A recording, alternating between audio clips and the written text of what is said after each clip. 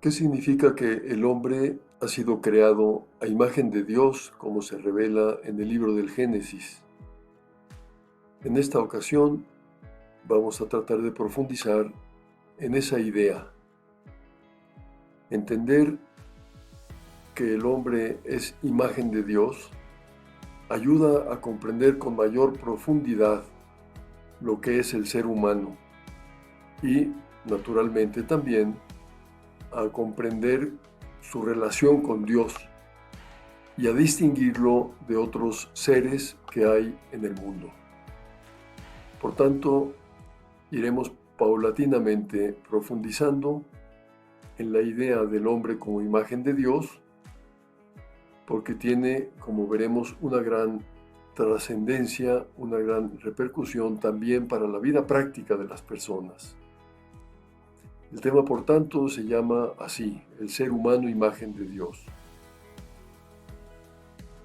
Después de la creación del mundo material, del mundo vegetal y del mundo animal, Dios crea, lo consideramos aquí el mundo de los ángeles, Dios crea la criatura humana. Dice concretamente el Génesis: Dios creó al hombre a su imagen. A imagen de Dios lo creó. Hombre y mujer los creó. Esta forma reiterada de repetir que el hombre es creado a imagen de Dios tiene pues gran importancia. Solo los seres humanos son imagen de Dios. Las demás realidades del mundo, los demás entes, no tienen esta característica de ser imagen de Dios.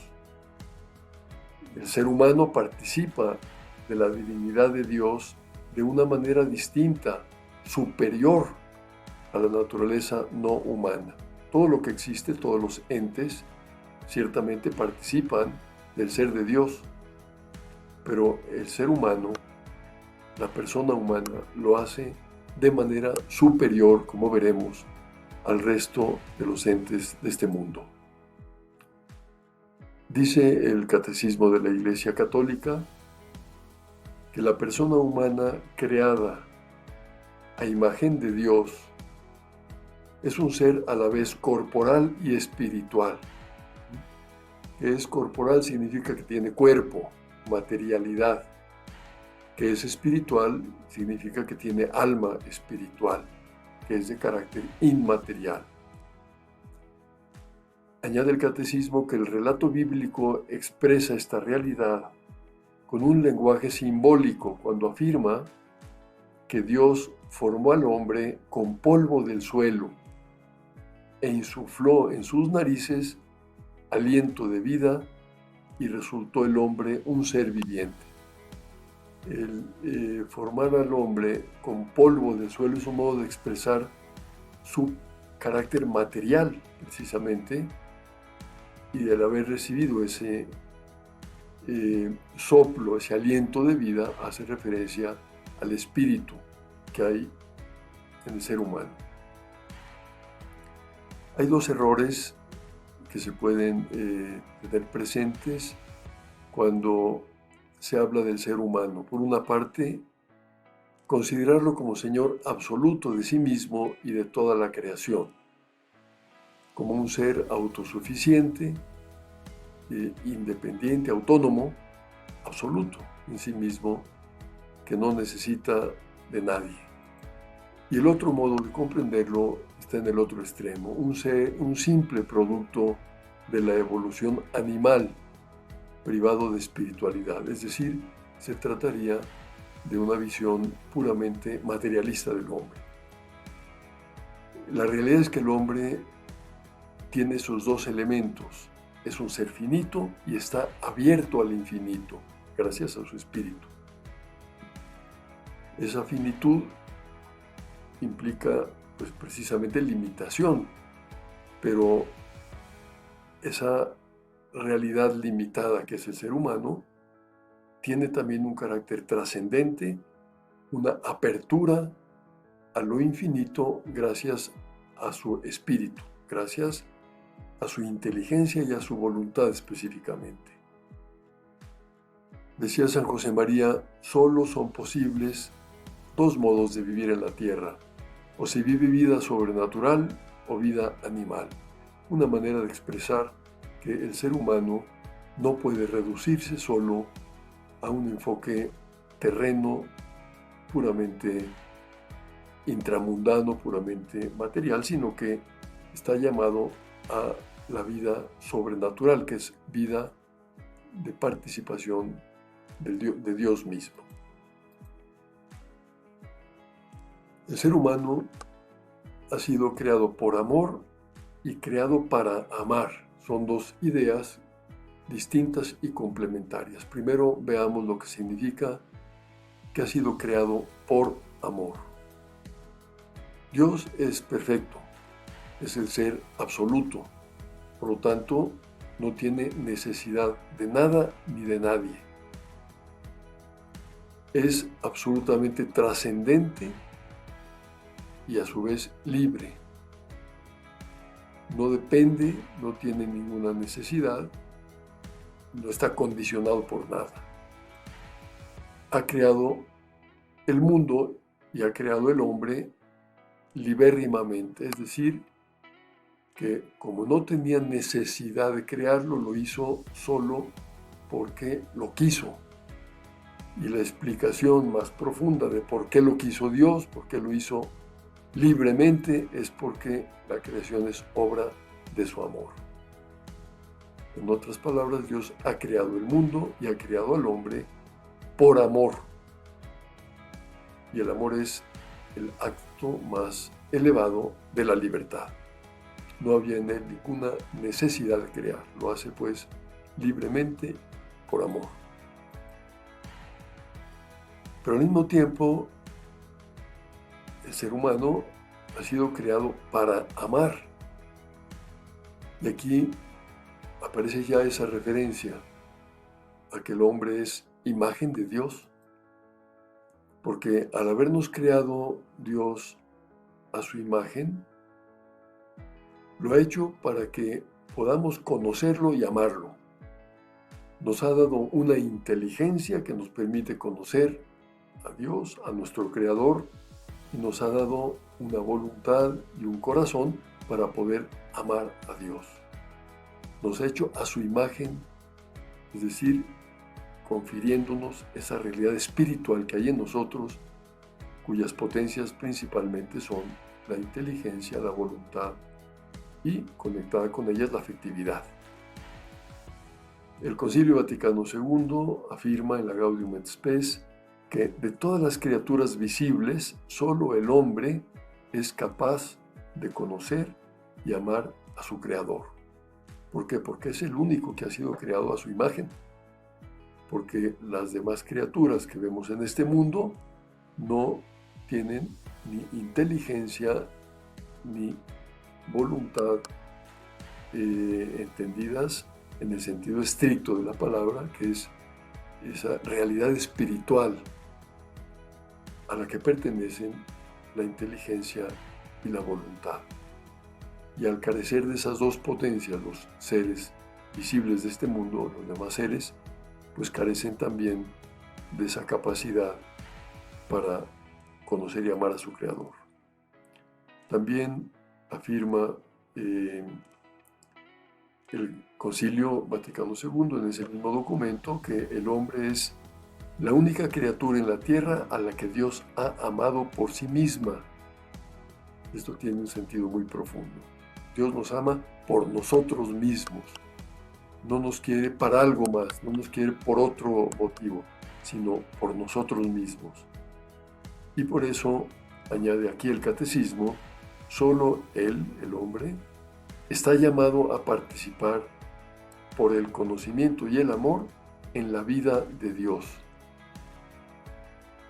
Quiere decir que nuestra participación en Dios no es solamente la de cualquier criatura que participa del ser de Dios, sino que nosotros también participamos de la vida de Dios, gracias precisamente a que nos ha hecho a su imagen, que nos ha dado la capacidad de conocerlo y amarlo. Por eso concluye el catecismo que para este fin ha sido creado, y esta es la razón fundamental de su dignidad. Estamos creados para conocer y amar a Dios. Podemos abundar en esta idea teniendo en cuenta que Dios se nos ha revelado y nos ha comunicado su naturaleza más íntima. ¿Quién es Dios? ¿Cómo es Dios?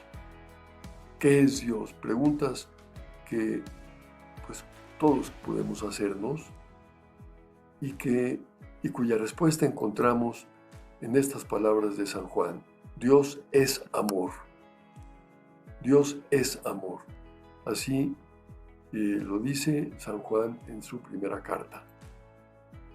Pues si el ser humano ha sido creado a imagen de Dios y participa de él, que es amor, pues entonces es un ser capaz de amar, capaz de amor por participar del amor de Dios. Y esta es su realidad más profunda. Si Dios es amor, la realidad más profunda de la persona humana es que participa de lo más íntimo, podríamos decir, de Dios. San Agustín añade, porque uno es lo que es su amor. Uno es lo que es su amor.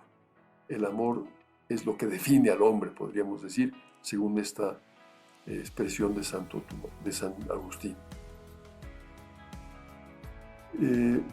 Por otra parte, es capaz de amor la persona humana porque al ser creado por amor, ha recibido ya ese amor, ha sido amado primero.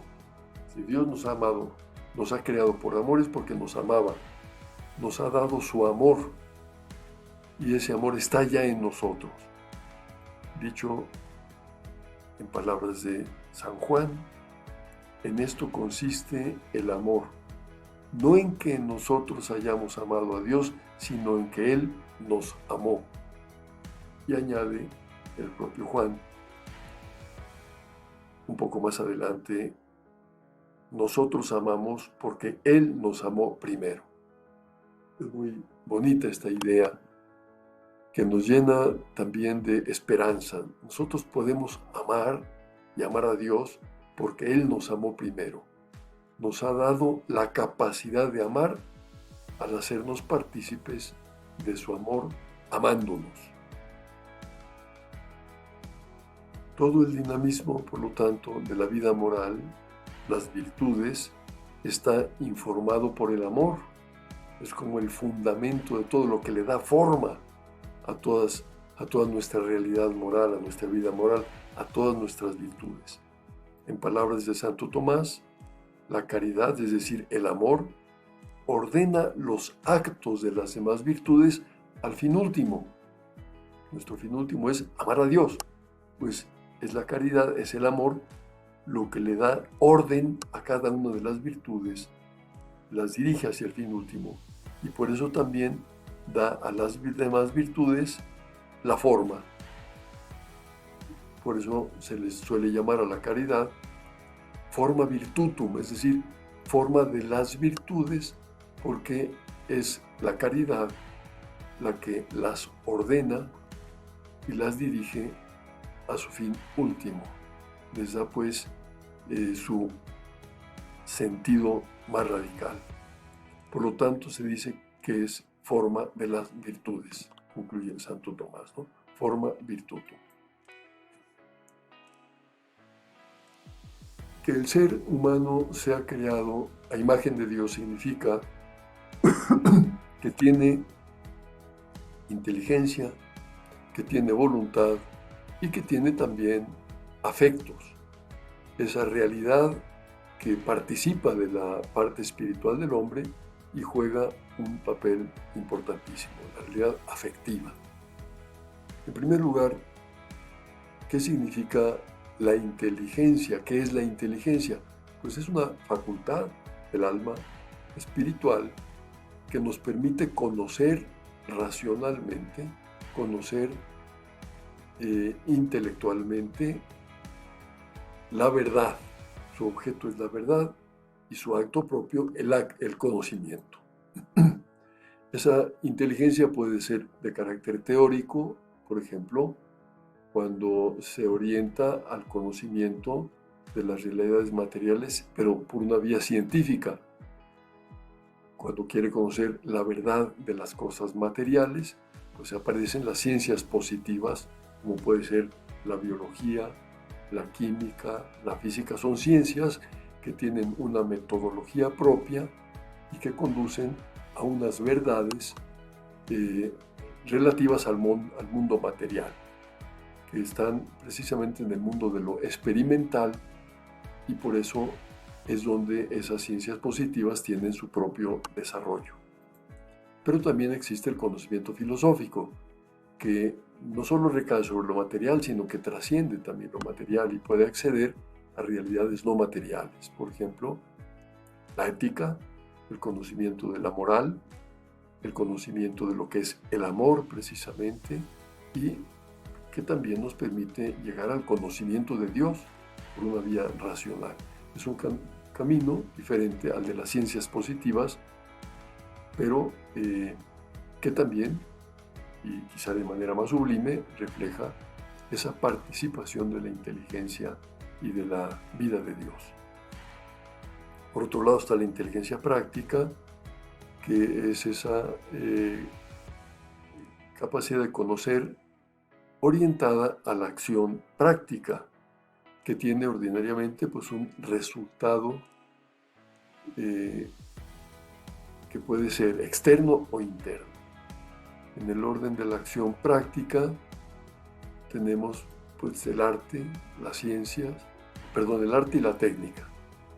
El arte, que pensemos pues en un escultor que crea con su conocimiento y su habilidad una obra, una escultura que es el producto de ese conocimiento, de esa capacidad artística del que está dotado el buen escultor, o la técnica otro tanto. Pero también puede haber un conocimiento práctico que no tenga un producto externo, sino que termine en el interior de la propia persona, que es lo propio de la llamada prudencia, que también puede ser considerada como sabiduría práctica, que es ese conocimiento orientado a la acción, pero a la acción de la persona, a esa acción que mejora, moralmente hablando, a su autor, que es el ser humano. Está también el conocimiento de fe, que es ese conocimiento que por una parte depende de una gracia que Dios da, de una luz que ilumina a la inteligencia humana. Pero el acto propiamente de fe, a partir de visto desde la persona humana, es un acto de la inteligencia, aunque un acto de la inteligencia en el que la voluntad tiene un papel muy importante. Es condición para que la inteligencia crea. Como decía San Agustín, nadie puede creer si no quiere creer, y el querer creer es propio de la voluntad. Sin embargo, el creer es un acto de la inteligencia. Ahí está pues todo el mundo de las verdades sobrenaturales, a las cuales en la mayoría de los casos no podríamos acceder por una vía puramente racional, intelectual, humana, sino que son verdades que Dios ha revelado y que nuestra inteligencia se adhiere a ellas por esa gracia, por esa fe precisamente que ha recibido. Por otra parte está la voluntad, que es esa otra potencia, esa otra facultad del alma humana, que tiene, simplificando un poco las cosas, como dos características propias cuando está bien formada. La voluntad es la capacidad de querer, la capacidad de llevar a la práctica las cosas que se ven convenientes, y tiene como características, por un lado, el que es buena, y por otro lado, que es fuerte. Una voluntad bien formada es una voluntad buena, que está orientada al bien, pero no a cualquier bien, porque al bien cualquier voluntad está orientada, sino al bien objetivo, a ese bien que responde objetivamente a la naturaleza humana, a su perfeccionamiento y a su ordenación al fin último. Esa voluntad buena, por tanto, ordena nuestras acciones al bien objetivo. Y la voluntad fuerte es aquella que es capaz de tomar decisiones, de llevarlas a la práctica, de actuar de un modo congruente, porque tiene la fuerza suficiente gracias a al desarrollo que ha adquirido y a la formación que le permite actuar de esa manera. Formar bien la voluntad es, por tanto, orientarla al bien, pero es también fortalecerla. Ciertamente, para no caer en un voluntarismo, hay que tener en cuenta que en la práctica, en nuestras acciones humanas, y más si queremos que estén orientadas al fin último, contamos con el complemento de la gracia sobrenatural, esa gracia que actúa en nosotros permitiéndonos orientar nuestra vida hacia el bien. Más aún podríamos decir que la voluntad en este caso lo que hace es secundar la acción de la gracia sobrenatural para que nuestras acciones sean llevadas hacia el fin último. Pero por otro lado, podríamos señalar que una voluntad, una personalidad que no está bien equilibrada, sería aquella en la cual la inteligencia existe, la voluntad opera correctamente, pero carece de sentimientos, carece de afectos. Esa voluntad, esa personalidad está incompleta, está deformada. Si falta la parte afectiva, pues lo que hay es frialdad, dureza, voluntarismo, porque faltaría como el lubricante propio de esa afectividad que juega un papel muy importante. Pero por otro lado, una afectividad sin inteligencia y sin voluntad, pues sería simplemente dejarse llevar por las emociones, por los sentimientos, por lo que se siente, y se incurriría en lo que se llama el sentimentalismo. Vale la pena detenernos en el valor de la afectividad. ¿Qué es la afectividad? Tratar de darnos cuenta del valor tan importante que puede tener en la vida humana y que nos ayuda a comprender también que somos imagen de Dios. Decía Santo Tomás que el principio del amor es doble, pues se puede amar tanto por el sentimiento, es lo que ordinariamente entendemos en el lenguaje más ordinario, por corazón. Una persona de gran corazón, una persona que tiene sentimientos buenos, tiene afectos, que tiene esa capacidad de vincularse con los demás afectivamente. Pero también se puede amar por el dictado de la razón. Dictado de la razón significa por la voluntad, es decir, esa voluntad que sigue a la inteligencia que le señala lo que es bueno. La voluntad formada ama queriendo el bien. Cuando ama a otra persona, pues quiere el bien para esa persona. Por tanto, son dos modos de amar: el amor del sentimiento, del afecto, y el amor de la voluntad, que es el amor que podríamos llamar más bien efectivo. El otro sería un amor más afectivo. Y Santo Tomás subraya lo siguiente, dice: por el sentimiento se ama cuando el hombre no sabe vivir sin aquello que ama. Es decir, que tiene tal fuerza ese amor del afecto, del sentimiento, que no se sabe vivir sin aquello que se ama. Por eso San José María decía estas palabras: corazón, tú me eres necesario, el fuego de tu afectividad da nuevo brillo al amor. Ahí está distinguiendo al amor volitivo, el amor de la voluntad, y el amor de la afectividad, el amor del corazón, entre comillas, que le da como un brillo a ese amor propio de la voluntad. Dice Rollo Marín, este teólogo, que sin pasiones, las pasiones se equiparan a las emociones, a los sentimientos, sin pasiones, sin grandes pasiones, orientadas hacia el bien, es imposible ser santo.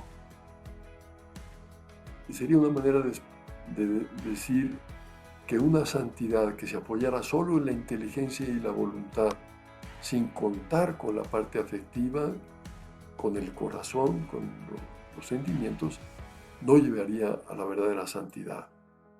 Y el catecismo de la Iglesia lo dice de esta manera: la perfección moral, que sería equivalente a esa búsqueda de la santidad, consiste en que el hombre no sea movido al bien solo por su voluntad, sino también por su corazón, es decir, por su afectividad, porque la afectividad le da una fuerza a la conducta humana que complementa la fuerza de la voluntad, de manera que si faltara ese movimiento del corazón, esa parte emocional, esos sentimientos, no se podría llegar tan lejos como si se cuenta con ella.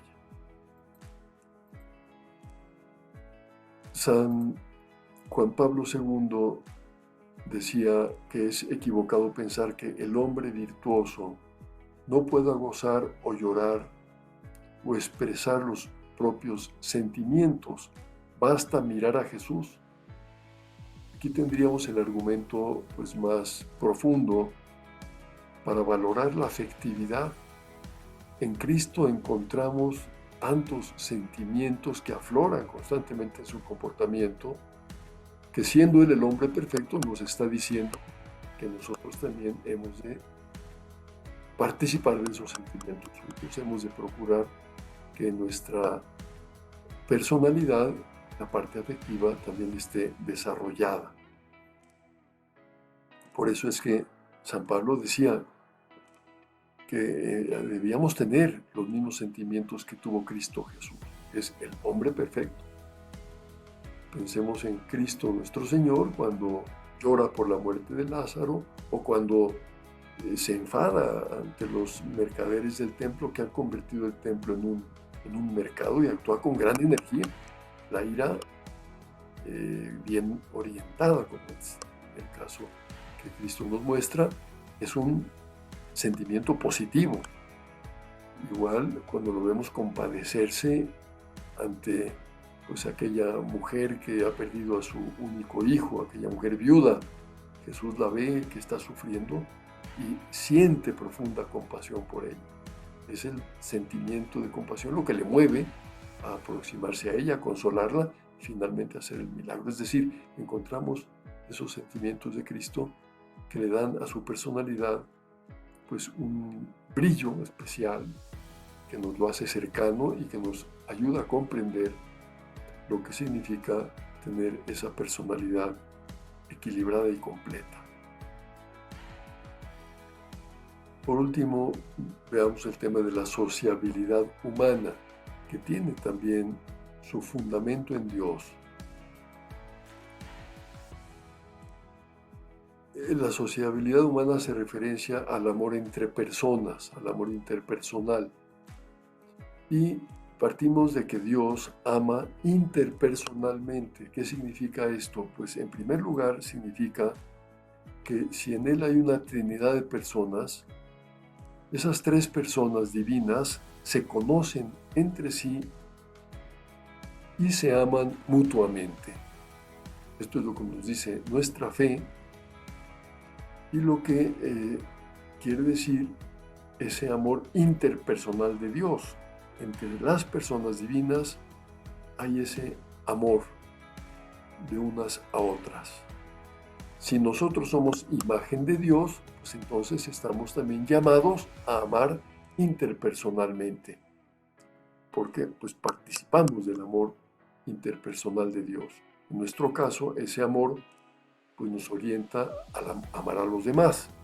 Estamos llamados a amar interpersonalmente, es decir, amar a las personas, porque no somos seres autónomos que se basten a sí mismos, pero sobre todo porque somos imagen de Dios, porque participamos de ese amor interpersonal de Dios, es que nosotros estamos llamados a amar también interpersonalmente. Y eso significa amar al otro en cuanto a otro, no como objeto, sino como sujeto, dándonos cuenta de que el otro también es imagen de Dios. Y eso le da al amor un sentido profundo y trascendente. Si la otra persona es imagen de Dios, entonces yo la amo por esa razón también.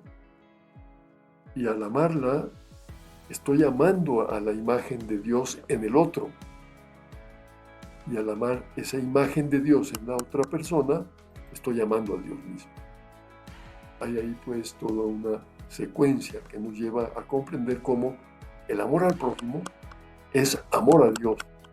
No solamente nos facilita el amor a Dios, sino que es ya amor a Dios. El Nuevo Testamento, por eso, presenta unidos los mandamientos del amor a Dios y del amor al prójimo. Porque el amor a Dios lleva al amor al prójimo. Cuando se ama a Dios, ese amor nos conduce, nos inclina a amar a los demás, pero también el verdadero amor al prójimo nos lleva al amor de Dios, porque el prójimo es imagen de Dios. San Agustín dice, si amas a tu hermano, es necesario que ames al mismo amor. Ahora bien, el amor es Dios. Dios se definió como amor. Dios es amor, como dice San Juan. El amor es Dios. Luego es necesario, concluye San Agustín, que el que ama a su hermano ame también a Dios. No podemos, pues, amar profundamente, rectamente al prójimo sin amar a Dios, porque ese amor al prójimo nos conduce al amor a Dios. El Papa Francisco dice lo siguiente: un ser humano está hecho de tal manera que no se realiza, no se desarrolla, ni puede encontrar su plenitud si no es, cita estas palabras de la Gaudium et Spes del Concilio Vaticano II, si no es en la entrega sincera de sí mismo a los demás. Quiere decir pues que ese desarrollo personal, ese camino hacia la propia plenitud, no es una tarea que pueda llevarse a cabo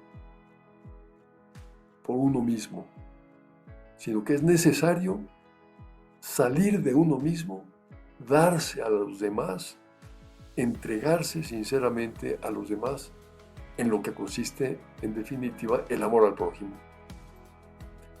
Y añade Francisco, ni siquiera llega a reconocer a fondo su propia verdad si no es en el encuentro con los otros, en esa relación pues interpersonal. Son palabras de la encíclica Fratelli Tutti. La sociabilidad humana se alimenta pues del amor. Y en primer lugar, ese amor tiene que estar presente en la familia y con los amigos. Es muy significativo dicho entre paréntesis, un estudio que se ha llevado a cabo desde hace más de 60 años en la Universidad de Harvard, que se propusieron dar seguimiento a dos grupos de personas, unos de la propia universidad, otros de un barrio de más escasos recursos, de Boston. Dar seguimiento a esas personas para ver qué ha sido de su vida y cómo ha sido su trayectoria en función de la felicidad. Si han triunfado, si han fallado en la vida profesional, si han salido de una situación de pobreza, si han alcanzado éxitos de un tipo, de otro, etc. Es un estudio muy prolongado que ha llevado tantos años, en el que han profundizado en muchos aspectos en torno a la felicidad, pero la conclusión principal a la que han llegado es que las personas felices, que la clave de la felicidad está fundamentalmente en las buenas relaciones con las personas más cercanas, es decir, la familia y los amigos. Pues ahí está una constatación pues, práctica, experimental, de algo que, visto a la luz de nuestra fe y de un razonamiento que se apoya en la fe, que parte de la persona humana como imagen de Dios, nos lleva a cumplir también esa sociabilidad humana que se alimenta del amor, pues se concreta lógicamente, en primer lugar, en la familia y en las amistades, que es con quienes principal pues, obligación y necesidad tenemos de expresar el amor y de recibir el amor. Por eso dice Jesús en el Evangelio: todo el que cumpla la voluntad de mi Padre Celestial, ese es mi hermano, mi hermana y mi madre. Cuando estamos aproximándonos y caminando hacia la unión con Dios, y estamos procurando cumplir su voluntad, estamos participando de la vida misma de Dios nuestro Señor y formando parte de su familia. Eso significa, por tanto, que al cumplir la voluntad de Dios estamos introduciéndonos, y en esa misma proporción, en su familia. Por eso ese es mi hermano, mi hermana y mi madre. Y por otro lado, hemos de tener en cuenta pues, que la familia es esa célula de la sociedad. Para que la sociedad pueda estar bien conformada, tiene que partir de la familia. Una sociedad en la que la familia se resquebraja, pues se resquebraja en su conjunto. Y en cambio, cuando se cuidan de verdad esas relaciones familiares y se fortalece el núcleo familiar, entonces esa célula de la sociedad se trasciende a producir un efecto en la colectividad. Por otro lado, Jesús dice: a ustedes los he llamado amigos. Él es partidario de la amistad de una manera muy evidente a lo largo de su paso por la tierra y lo expresa de diversas maneras. Por ejemplo, él se refiere a Lázaro como nuestro amigo, lo consideraba un auténtico amigo. Y vemos que él tiene verdadera relación de amistad con sus apóstoles, con la gente que le rodea. ¿Por qué? Porque se interesa por ellos, porque busca su bien, porque desea lo mejor para cada uno. Y él precisamente a nosotros nos ha hecho sus amigos, nos ha llamado amigos porque nos ama, porque nos quiere. La amistad es amor, aunque es un amor que tiene una condición, un amor recíproco, porque si solo de una de las partes se ama, ahí no, aunque haya amor, no hay amistad. La amistad ha de ser amor correspondido, amor mutuo, amor recíproco, que juega un papel muy importante en la vida y que también en la vida espiritual tiene ese pues, sentido de complementación de nuestra propia persona, de nuestro propio ser. Si somos amigos de Cristo, entonces podemos tener ese apoyo en Él, esa ayuda en Él, esa identificación con Él, porque la identificación que nos permite participar con mayor intensidad de su misma vida. Mientras más cercana es también esa amistad con Cristo Jesús, mientras más amigos seamos del Señor, también nuestra amistad con los demás, con nuestros otros amigos, se potencia. Porque Él nos enseña a ser verdaderos amigos, con esa amistad pues, desinteresada, esa característica del desinterés auténtico, en el sentido de que no se busca el beneficio propio, sino que se busca ante todo el bien del otro. El Señor nos enseña a vivir así la amistad para proyectarla nosotros en nuestra relación con los demás amigos que tenemos aquí en la tierra. Pues con esto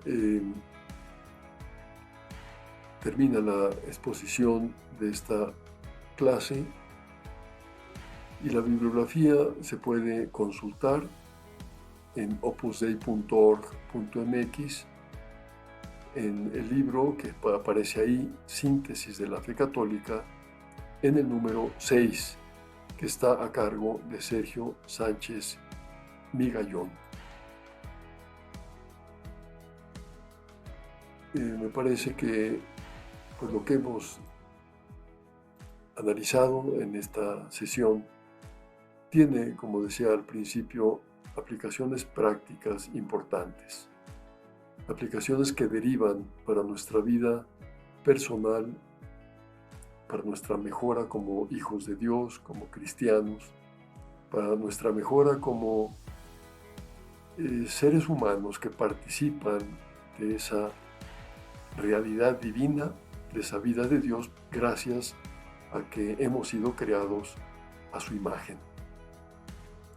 Esto nos lleva también a comprender que al haber sido creados a su imagen, nos ha convertido el Señor en portadores de unas capacidades de conocerlo y amarlo para corresponder de esa manera al amor que Él nos tiene.